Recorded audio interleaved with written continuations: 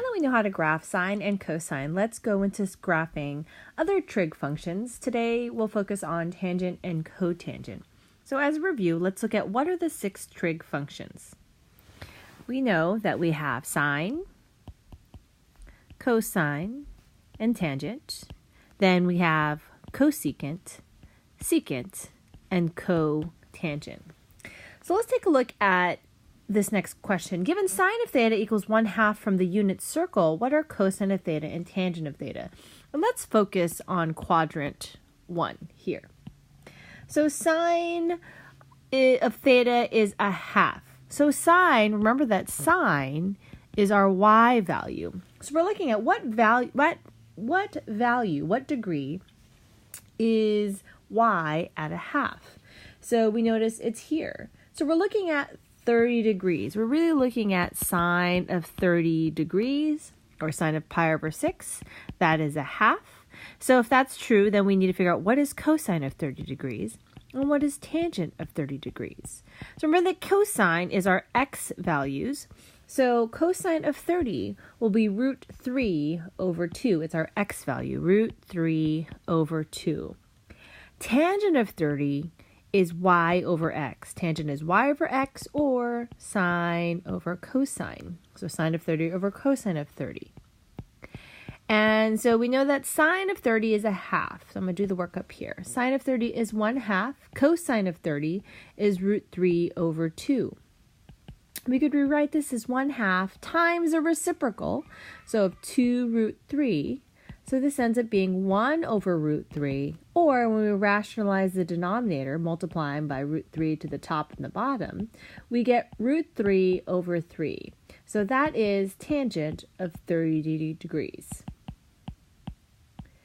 Now, at what points are tangent undefined on the unit circle? So tangent is y over x or sine over cosine. So we're looking for when cosine equals 0, when cosine x equals 0, because when the denominator is 0, that is undefined. So we're looking for what are the x values at which we get 0? And look, right here, we would have tangent of 90 degrees or tangent of pi over 2, again, that's y over x, that would be 1 over 0. That is undefined. So another time, here, no, that's fine. But down here at 270 degrees, or tangent of 3 pi over 2, again, that's y over x, our y value is -1 over 0, and it's undefined at this point as well. So it's very important to know that at these points, at pi over 2 and at 3 pi over 2, tangent is undefined. Now, let's take a look at graphs of tangent functions related, graphs of tangent functions. Let's look at the values of these.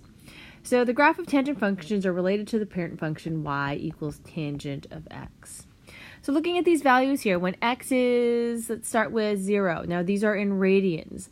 So at 0, if we look at the circle, tangent of 0 radians, we have y over x, so that's 0 over 1. So tangent at 0 radians is 0. Let's get tangent of pi over 4. Pi over 4 is here. Tangent of pi over 4 is here. And so we're looking at y over x. So this is the same exact values, root 2 over 2 and root 2 over 2. So they're over each other, which means at pi over 4, it's +1. Now, if we plugged in 1.5 in the calculator, tangent of 1.5, we would actually get 14.10, 1.5. Then if we plugged in 1.57 is just a little bit to the right of 1.5. But if you plug in tangent of 1.57, and again in radians, plug it in because this is radians, you would actually get approximately 1,256. So notice that it goes up very, very quickly. Then at pi over 2, I'm going to look at our unit circle again. At pi over 2, we get 1 y over x, 1 over 0, so that is undefined. undefined. So let's go backwards. At negative pi over 4. So negative pi over 4, that means we're going this way on our graph. Negative pi over 4. This is negative pi over 4. We would get negative 1. You can probably guess what happens at negative 1.5. We would get negative 14.10. Then at negative 1.57, we'd get negative 1,256. Then at negative pi over 2, right here at the bottom, we would get undefined again.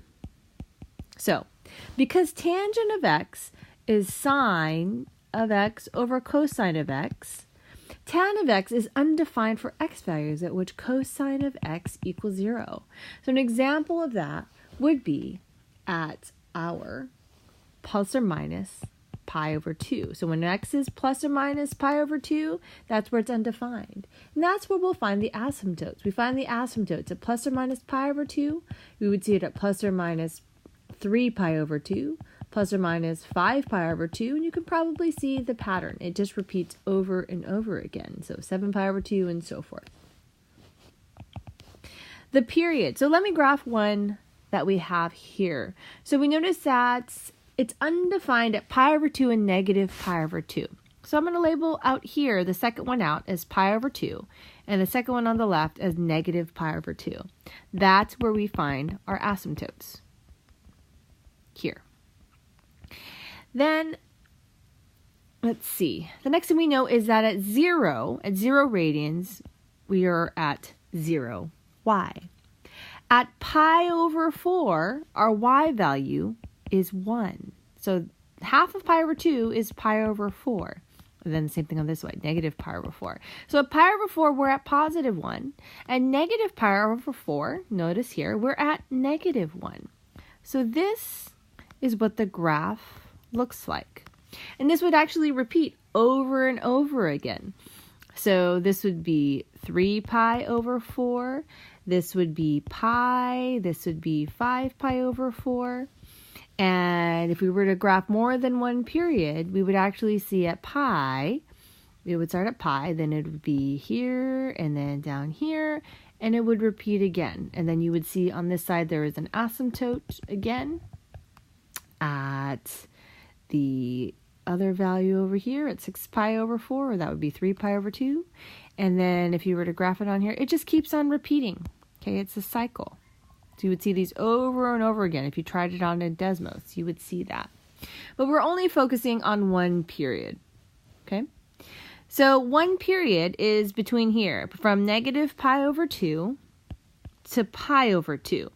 So negative pi over 2, so we have pi over 2 plus pi over 2, that ends up being 2 pi over 2. Or our period is pi. So this is different than sine and cosine. Our x-intercepts are at 0, at plus or minus pi, plus or minus 2 pi, plus or minus 3 pi, and so forth.